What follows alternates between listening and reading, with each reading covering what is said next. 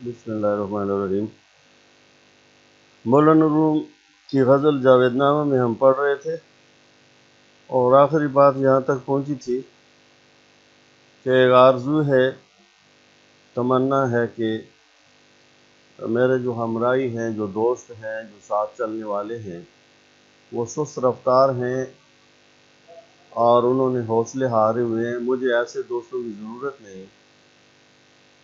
دعا ہے کہ شیر خدا اور رستم جیسے میرے ہمراہی ہوں۔ لیکن آخری شعر تھا، گفتم کے یافت میں نہ شود جستہ ما۔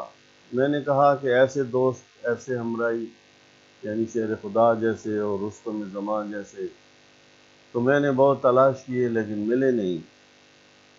جواب آیا، گفتاں کے یافت میں نہ شود آنم آرزوست۔ انہوں نے کہا کہ وہی جو ملتا نہیں، جو ہاتھ نہیں لگتا، جس سے وصال ملاقات نہیں ہوتی، اسی کی تو آرزو رہتی۔ جو مل جائے اس کی تو کوئی آرزو نہیں کرتا، اس کی تو کوئی وقت اور قدر و قیمت نہیں رہتی۔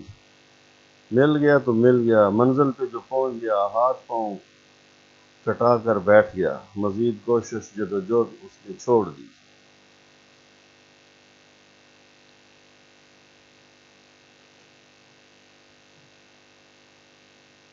اور آج اسی سلسلے کے بعد اگلے اشعار ہیں، موج مضطر خفت بر سنجاب آب۔ ایسا لگتا ہے کہ شاعر کسی دریا کے کنارے کھڑا ہے اور دیکھ رہا ہے کہ بیقرار موج، بیقرار لہر، موج مضطر خفت، سو گئی۔ نہیں کہتے خفتہ قسمت، سوئی ہوئی قسمت، سوئی ہوئی تقدیر، خفتہ بخت، سوئے ہوئے نصیب۔ تو خفت کے معنی سو جانا۔ اردو میں پر کہتے ہیں، فارسی میں بر کہتے ہیں۔ سنجاب بستر، سنجاب آب پانی کا بستر۔ پانی کتنا نرم ہوتا ہے، ریشم سے بھی زیادہ نرم۔ تو ایسی نازک خیالی کہ پانی کو بستر قرار دیا گیا۔ موج مضطر خفت بر سنجاب، اور سویا جاتا ہے تو کسی بستر پر سویا جاتا ہے۔ بیقرار موج، بیقرار لہر پانی کے بستر پر سو گئی، نرم و نازک بستر پر سو گئی۔ اور پھر شد افق تارت زیان آفتاب۔ افق تا حد نگاہ، افق الف پر بھی پیش، فے پر بھی پیش۔ شد افق، افق ہو گیا، تار تاریک، تیرا و تار نہیں کہتے اردو میں۔ شد افق تار از کے معنی ہوتے ہیں سے، فارسی میں از کے معنی ہوتے ہیں سے۔ زیان، زیان وہی اردو میں بھی زیان استعمال ہوتا ہے، نقصان ہو گیا۔ آفتاب سورج، اردو میں بھی آفتاب کہتے ہیں۔ شد افق تار از زیان آفتاب، یہاں زیان سے مراد ہم لیں گے غروب آفتاب۔ آفتاب، سورج، خورشید غروب ہو گیا، تو سورج غروب ہو گیا تو نتیجتاً تا حد نگاہ یا افق پر اندھیرا پھیل گیا، افق تیرا و تار ہو گیا۔ موج مضطر خفت بر سنجاب آب، شد افق تار از زیان آفتاب۔ موج مضطر بیقرار موج جو کہ ہر وقت پانی پر چلتی رہتی ہے، شام کے بعد سورج غروب ہونے کے بعد وہ بستر پر، پانی کے بستر پر وہ سو گئی، اسے نیند آ گئی، اس کی بیقراری ختم ہو گئی۔ وہ دن کی تھکی ہوئی تھی، جدوجہد سے، چلنے سے، کوشش کرنے سے، ساحل سے ٹکرانے کی کوشش کر رہی تھی، اور جب آفتاب غروب ہو گیا تو افق تا حد نگاہ یعنی ہر کہیں چاروں اطراف اندھیرا پھیل گیا، سارا منظر تیرا و تار ہو گیا، اندھیرے میں ڈوب گیا، غرق ہو گیا۔ از متاش پارائے دزدید شام، متاش یعنی کہ سورج کے مال و متا سے، جب آخر میں شین آئے فارسی میں تو اس سے مراد اس کے ہوتا ہے، آخر میں تے آئے تو اس سے تم ہوتا ہے، اور میم آئے تو اس سے بذات خود ہوتا ہے۔ از متاش یعنی کہ اس کے متا سے، سورج کے متا سے۔ سورج کی متا کیا ہے؟ روشنی، نور۔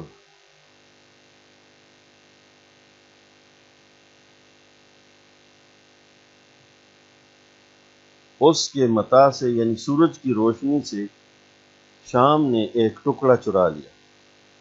از متاش پارائے دزدید شام، شام کے اندھیرے نے سورج کی روشنی سے ایک ٹکڑا چرا لیا۔ دزدید، چرا لیا۔ دزد چور کو بھی کہتے ہیں، اردو میں نہیں کہتے دزدیدہ نگاہ، اوروں سے تو ملتے ہو نظروں سے ملا نظریں، ادھر کو نظر کوئی پھینکی بھی تو دزدیدہ۔ درد کا یہ شعر آپ کو یاد آ گیا ہوگا۔ تو شام نے سورج کی متا سے یعنی سورج کی روشنی سے چپکے سے ایک ٹکڑا، ایک پارا چرا لیا۔ وہ پارا کیا تھا؟ کوکب چوں شاہد بالائے بام۔ کوکب ستارے کو کہتے ہیں، شاہد محبوب کا کہتے ہیں، اردو میں بھی استعمال ہوتا ہے۔ بالا اردو میں بھی کہتے ہیں اوپر، بام اردو میں بھی کہتے ہیں۔ یہ سارے اردو، فارسی، پشتو، ترکی، عربی ایک ہی زبانیں ہیں، لیکن ہمیں پتہ نہیں۔ وہ پارائے سورج سے شام نے کیا چرایا؟ ایک پارا۔ تو وہ پارا کیا تھا؟ ایک ٹکڑا کیا تھا؟ کوکب چوں شاہد بالائے بام، وہ ایک ستارہ تھا جو ایک محبوب کی طرح خوبصورت، روشن و رخشاں درخشندہ تھا اور بام پر کھڑا تھا۔ جس طرح مکان کی چھت پر، بام پر، مکان کے کنارے پر کوئی خوبصورت محبوب کھڑا ہو۔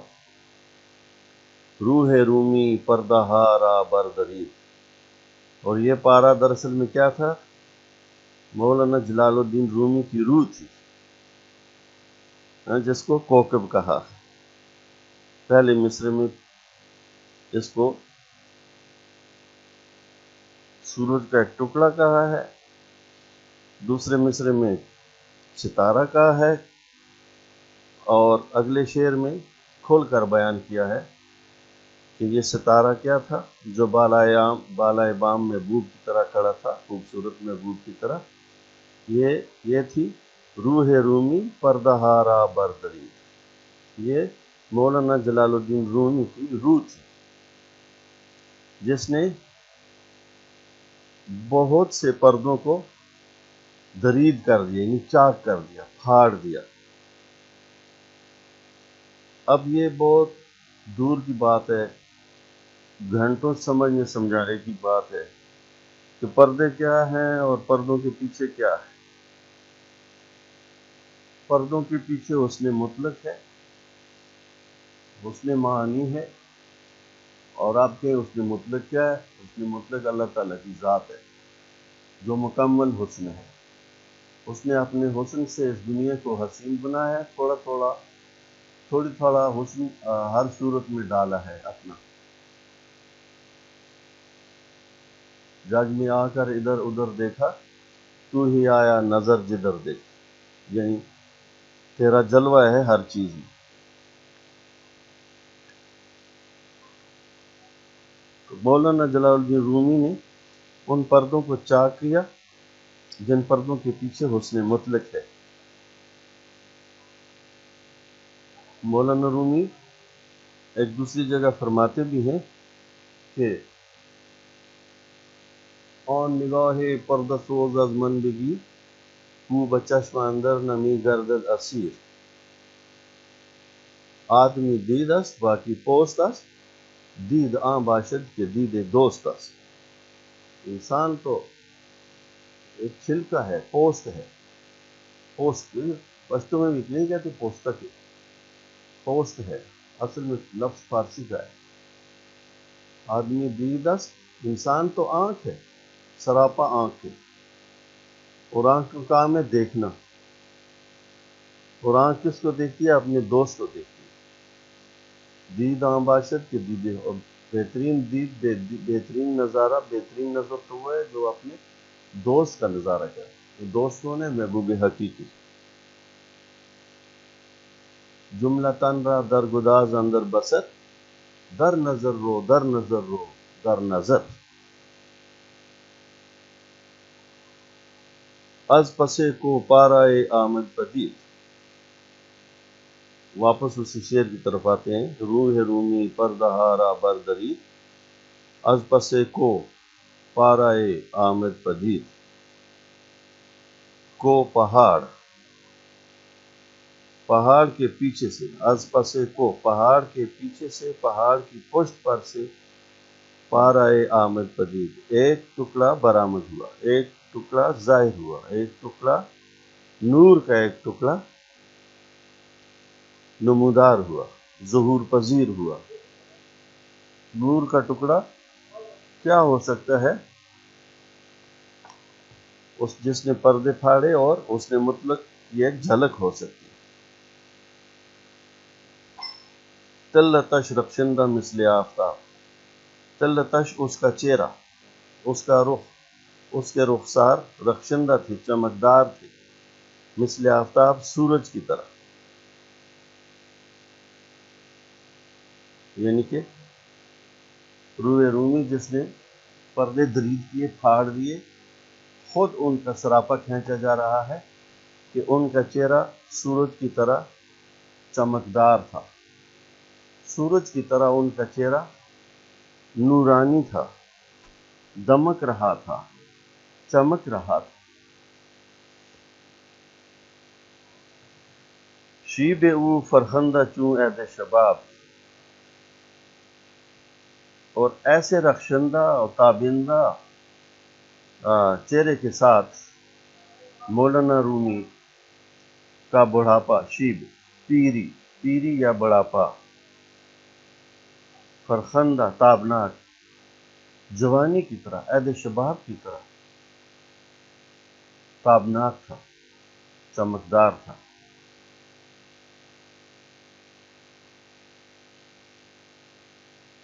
تھے تو وہ پیر، لیکن ان کا چہرہ جوانی کی طرح چمک رہا تھا. تلتش رخشندہ از، تلتش، تلتش ان کا چہرہ، رخشندہ مثل آفتاب کی طرف چمک رہا تھا. شیب او ان کی پیری، فرخندہ چوں عہد شباب، جوانی کی طرح، عہد شباب کی طرح تابناک تھی، چمک رہی تھی، دمک رہی تھی. وہ کہ مولانا رومی کا سراپا کھینچ رہا ہے علامہ محمد اقبال، اور علامہ محمد اقبال مولانا رومی کے مرید ہیں، اور اس کا اعتراف انہوں نے جا بجا کیا ہے. راز مانی مرشد رومی کشود، فکر من بر آستانش در سجود. معنی کا راز، حقیقت کا راز، اس نے مطلق کا راز، اللہ تعالیٰ کا راز، ذات باری کا راز مجھ پہ واقع کیا، مجھ پہ کھولا، تو رومی نے کھولا میری فکر مولانا رومی کے در پر، آستانے پر سجدہ کرتے. فکر من بر آستانش در سجود، پے کرے روشن ز نور سرمدی، ان کا سراپا، ان کا پیکر ہمیشہ ہمیشہ رہنے والے دائمی نور کے نور سے چمک رہا تھا، روشن. در سراپائے سرور سرمدی، ان کے سراپے میں نور سرمدی کی جھلک تھی. بر لبے او سر پنہانے وجود، ان کے لب پر، بر لبے او لب، ان کے ہونٹوں پر، سر، سر راز کو کہتے، پنہان پوشیدہ راز، چھپا ہوا راز، ان کے ہونٹوں پر وجود کا پوشیدہ راز کھلا ہوا تھا، یعنی وہ بیان کر رہے تھے کہ وجود کیا ہے۔ وجود سے مراد اللہ تعالیٰ کی ذات ہے، کہ اللہ تعالیٰ کی ذات کیا ہے، اللہ تعالیٰ کا وجود کیا ہے، وہ یہ کہہ رہے تھے، وہ یہ بیان کر رہے تھے۔ بند ہائے حرف و صوت تے، بند ہائے حرف و صوت از خود گشود۔ حرف و صوت کے جو بندن تھے وہ انہیں کھول رہے تھے، وہ انہیں بیان کر رہے تھے۔ وجود کیا ہے، وہ یہ فرما رہے تھے، تمام راز کھول رہے تھے۔ حرف او آئینہ آویزہ، ان کا لفظ لفظ آویزہ آئینے کی طرح صاف و شفاف تھا۔ لٹکا ہوا آئینہ کتنا صاف و شفاف ہوتا ہے، لٹکے ہوئے آئینے میں انسان اپنا سراپا بھی دیکھ سکتا ہے اور آئینے کو بھی دیکھ سکتا ہے، یعنی کہ ان کی گفتگو میں کوئی محمل الفاظ نہیں تھے، کوئی علامت نہیں تھی، کوئی استعارہ نہیں تھا، وہ صاف صاف زبان میں وجود کی اصلیت، وجود کی حقیقت بیان کر رہے تھے۔ حرف او، ان کا حرف آئینہ آویز، آویزہ یعنی کہ آویزاں، لٹکا ہوا آئینہ تھا۔ علم با سوز دروں آمیختہ، آمیختہ یعنی ملا ہوا، اور ان کا علم جو تھا وہ سوز دروں کے ساتھ ملا ہوا تھا، باہم شیر و شکر تھا۔ سوز دروں سے مراد عشق، سوز دروں اندرونی دل کا عشق۔ وہ جو بات بھی کر رہے تھے عشق میں ڈوب کر رہے تھے، اس لیے کہ یہ راز و نیاز کی باتیں عشق کے بغیر نہیں ہو سکتی، عقل وہاں تک پہنچ نہیں سکتی۔ عقل گو آستاں سے دور نہیں، اس کی تقدیر میں حضور نہیں، دل بینا بھی کر خدا سے طلب، آنکھ کا نور دل کا نور نہیں۔ تو یارا